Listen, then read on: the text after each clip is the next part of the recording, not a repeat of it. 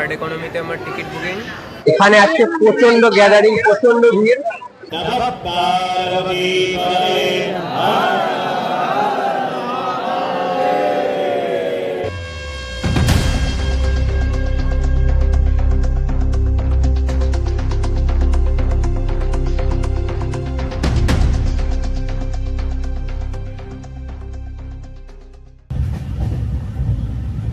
চলে এসেছি কিন্তু মণিকর্ণিকা ঘাটে। ঘাট জুড়ে লাইন, আজকে প্রচন্ড ভিড়। বন্ধুরা, টাইম আপডেট এখন 5:18।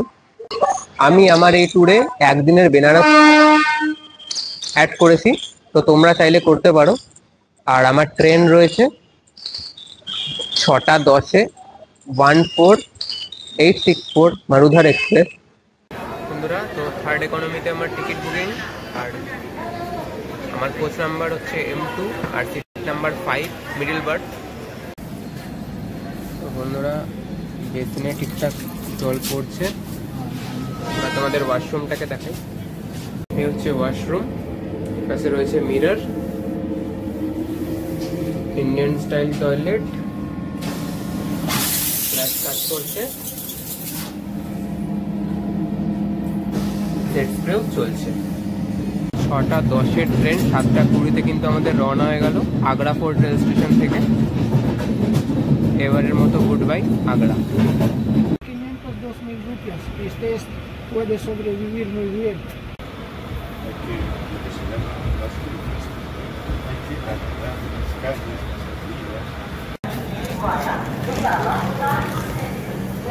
বন্ধুরা, ট্রেন এসে দাঁড়ালো কিন্তু টুন্দ্রা জংশন রেলওয়ে স্টেশনে। এর কোড নাম্বার হচ্ছে TDL।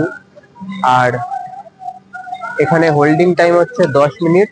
আসার কথা ছিল 7:55-তে, আসলো কিন্তু 8:13-তে। 5 মিনিট হোল্ডিং টাইম হয়তো দেবে না, তাড়াতাড়ি ছেড়ে দেবে। নেক্সট স্টেশনে ট্রেনটা দাঁড়াবে সিকোহাবাদ জংশনে। আর টাইমিং দেখাচ্ছে 9টা, মানে লেট করার পর টাইমিংটা কিন্তু দেখাচ্ছে 9টা।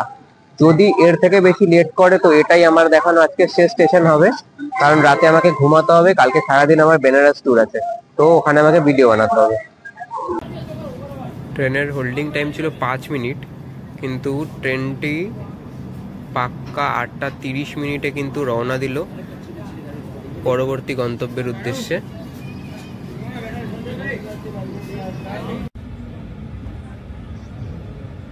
বন্ধুরা, ঘড়ির কাঁটায় 10:07, ট্রেন পৌঁছালো সিকোহাবাদ স্টেশনে। আর চার সাইড দেখছো পুরো কুয়াশাচ্ছন্ন হয়ে রয়েছে। বেশিক্ষণ বাইরে থাকবো না, ভেতরে ঢুকে যাই। তো চলো, আজকের ভিডিও তো বানাতে পারবো না, কারণ প্রচন্ড রাত হয়ে গেছে, চারদিকে কুয়াশা।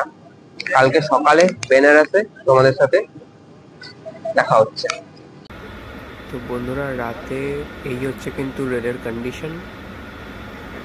ট্রেন এখন আপাতত মোটামুটি 2.5 ঘন্টা মতো লেট। সবাই ঘুমাচ্ছে, তো আমিও ঘুমিয়ে পড়ি।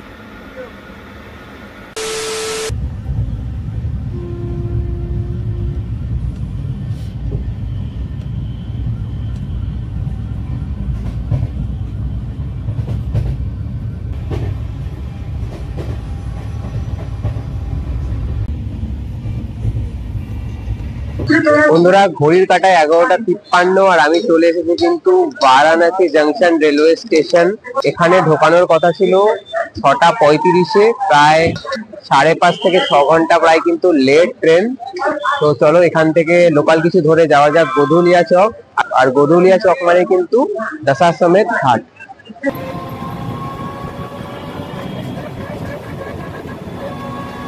বন্ধুরা, চলে কিন্তু এসছি বেনারসের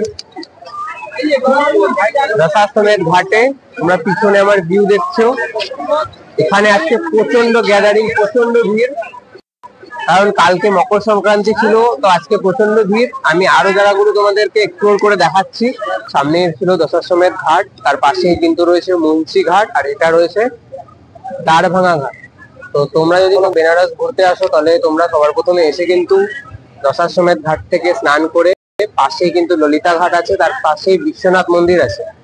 আজকে আমার যেহেতু দেরি হয়ে গেছে, আর একদিনের ট্যুরে বিশ্বনাথ মন্দির দর্শন করা প্রায় অসম্ভব, প্রচন্ড ভিড়, তাই আমি আজকে বিশ্বনাথ মন্দির দর্শন করছি না।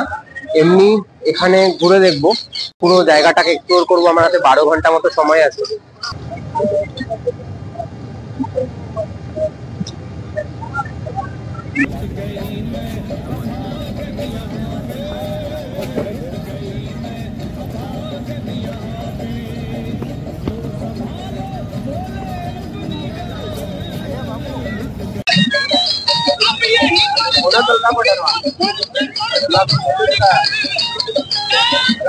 হর হর মহাদেব বন্ধুরা, মানা হয় ভারতবর্ষের সব থেকে পুরনো শহর এই বেনারস বা বারাণসী।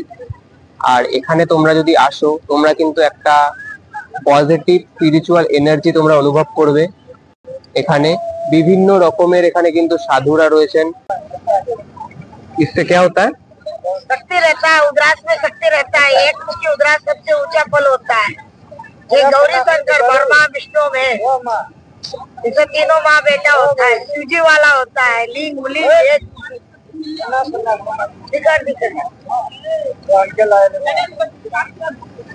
कौन रुपया? ये तीनों का पड़ेगा 300। चंद्रिकार वाला होता है। इससे ये कैसा है? चांद वाला होता है। जब चांद चंद्रिकार बोला जाता है, काजू वाला होता है। ये भी एक मुखी होता है। তো বন্ধুরা, তোমাদের কটা রুদ্রাক্ষ দেখালাম। ওখানে এখানে এরকম অনেক ভরে ভরে রয়েছে। তো তোমরা যদি কিনতে চাও তো এখান থেকে শপিং করতে পারো, কিছু জিনিসপত্র কিনে নিয়ে যেতে পারো বাড়ির জন্য। বন্ধুরা, এখন চলে এসেছি হরিশ্চন্দ্র ঘাট, বেনারসের অনেক প্রসিদ্ধ একটি ঘাট। এটি হচ্ছে একটি শ্মশান ঘাট। এই হচ্ছে হরিশ্চন্দ্র ঘাট। এই জায়গাটা এমন একটা জায়গা যে এখানে মৃত্যুকে এরা সেলিব্রেট করে।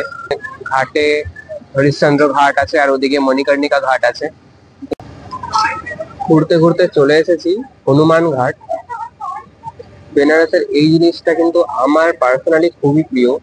এখানে সমস্ত দেওয়ালে কিন্তু এরকম ভগবান শিবের, হনুমানের যে দেখছো তোমরা, এরকম ভাবে কিন্তু সুন্দর ড্রয়িং করা। যেখানে যাব সেখানে কিন্তু এরকম সুন্দর ভাবে ড্রয়িং করে করে রেখেছে। এই জিনিসগুলো কিন্তু বেনারসে খুব অ্যাট্রাকটিভ। তো বন্ধুরা, ম্যাক্সিমাম ঘাট কিন্তু আমার পায়ে ঘোরা হয়ে গেল, পায়ে হেঁটে। এবার যাব এখান থেকে হেঁটে দশাশ্বমেধ ঘাটে। ওখান থেকে দেখবো যে বোট রাইডে কত নেয়। যেহেতু আমি সিঙ্গেল পার্সন আছি, সেক্ষেত্রে কিন্তু একটু বেশি চার্জ করতে পারে। তো তোমাদের জানাচ্ছি আমি কত নেয় বোট রাইডে, তারপর তোমাদের বোট রাইডটা দেখাচ্ছি বেনারসে। মাত্র 100 টাকার বিনিময়ে কিন্তু আমি দশাশ্বমেধ ঘাট থেকে বোটে উঠে গেছি। এবার পুরো ঘাটটা ঘোরাবে 100 টাকায়। তো তোমাদেরকে আমি দেখাচ্ছি পুরো ঘাটটা ঘুরিয়ে যে কোথায় কি কি রয়েছে।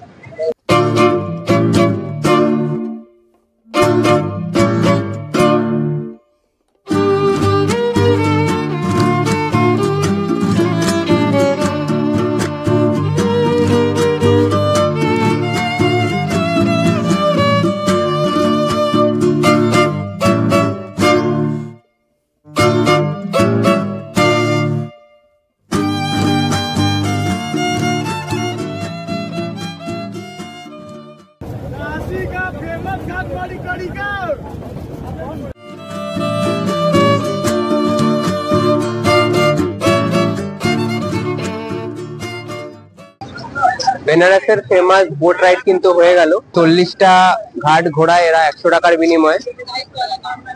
আর আমার পিছনে যে লাইনটা তোমরা দেখছো এই মুহূর্তে, এটা কিন্তু আজকের কাশী বিশ্বনাথ জ্যোতির্লিঙ্গ দর্শনের লাইন। পুরো ঘাট জুড়ে লাইন। আজকে প্রচন্ড ভিড়, দর্শন তো সম্ভব হবে না। আমি তাও যদি করিডোর অব্দি যেতে দেয় তো আমি তোমাদের করিডোর অব্দি নিয়ে গিয়ে দেখাচ্ছি। আমার পিছনে দেখছো তোমরা যে বড় গেটটা রয়েছে, ওটাই কিন্তু বাবা বিশ্বনাথ দর্শনের করিডোর, করিডোরে যাওয়ার গেট। বন্ধুরা, বিশ্বনাথ মন্দিরে দর্শনের জন্য কি পরিমাণ ভিড় সেটা কিন্তু তোমরা দেখলে। তাই আজকে আর বিশ্বনাথ মন্দিরে কাশী বিশ্বনাথ জ্যোতির্লিঙ্গের দর্শন কিন্তু হবে না। আর কালভৈরব মন্দিরেও ওই জন্য আমি আর যাচ্ছি না, কারণ ওখানেও প্রচন্ড ক্রাউড হবে। তো ঘড়ির কাঁটায় এখন প্রায় 4টে বেজে গেছে, হাতে সময় খুবই কম। এখন যাব দশাশ্বমেধ ঘাটে গঙ্গা আরতির জন্য। 6টা থেকে ওখানে গঙ্গা আরতি হয়, কিন্তু প্রচন্ড ভিড় যেহেতু আগে থেকে কিন্তু জায়গা নিয়ে নিতে হবে। তো চলো যাওয়া যাক দশাশ্বমেধ ঘাটের দিকে। 2000 years later. দেখো বন্ধুরা, কি ক্রাউড, গঙ্গা আরতির আগের মুহূর্ত, কি ক্রাউড ভরে রয়েছে। এরপর তোমাদের আমি গঙ্গা আরতিটা দেখাচ্ছি।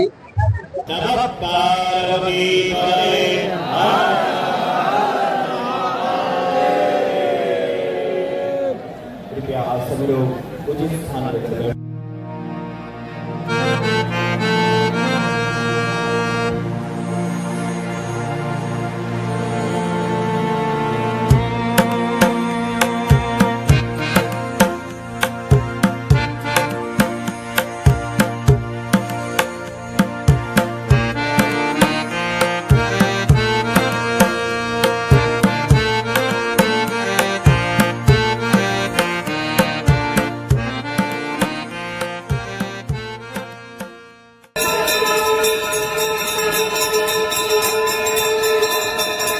কত সুন্দর গঙ্গা আরতি তোমরা দেখলে, কমেন্টে জানিও গঙ্গা আরতি কেমন লাগলো।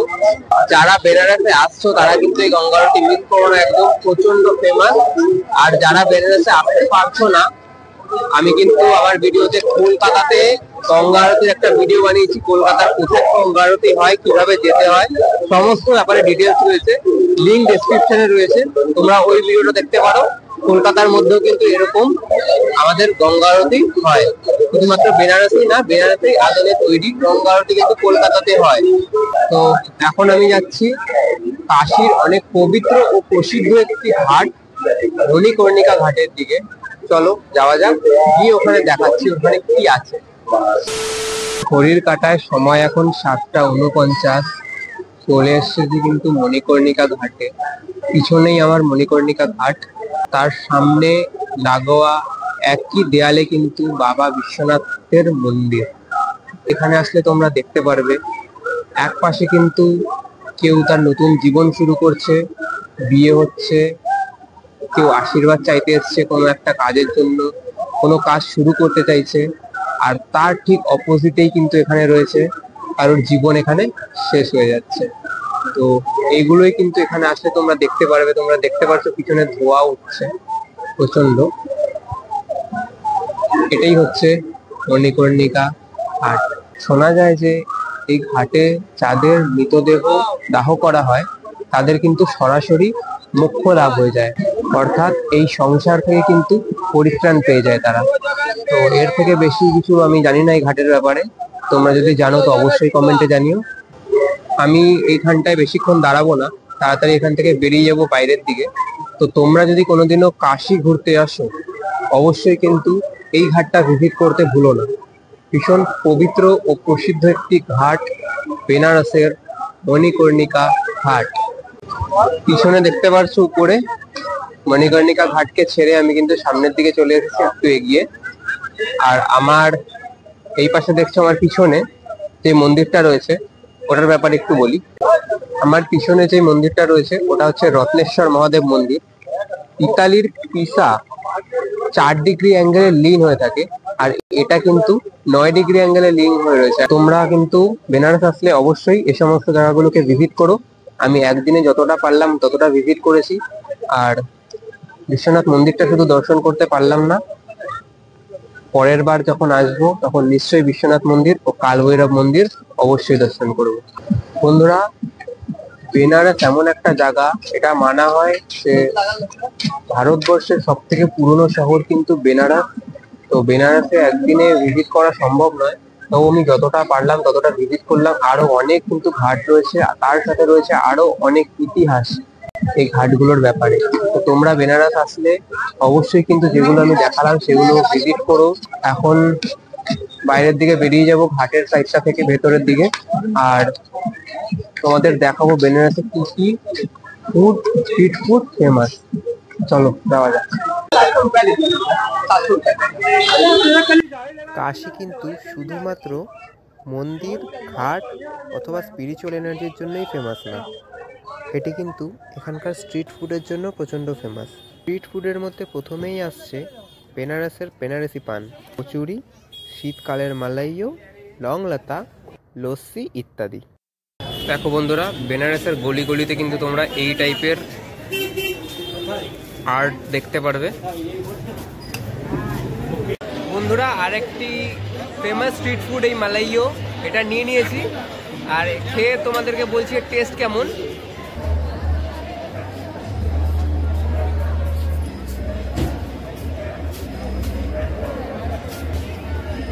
খুবই ভালো খেতে।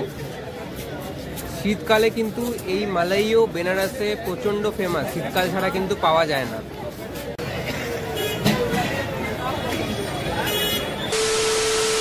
বন্ধুরা চলে এসেছি বারাণসী জংশন রেলওয়ে স্টেশন, আর গোদলিয়া চক থেকে বারাণসী পর্যন্ত আসতে আমার ভাড়া লাগলো 20 টাকা। এসে ডিনার করে নিয়েছি।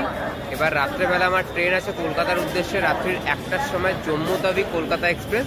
তো ভিডিওটি কেমন লাগলো জানিও, আর ভিডিওটিকে প্লিজ একটা লাইক করে দিও, আর চ্যানেলে যারা নতুন তারা প্লিজ চ্যানেলটিকে সাবস্ক্রাইব করে পাশে থাকা বেল আইকনটা কিন্তু অবশ্যই হিট করে দিও।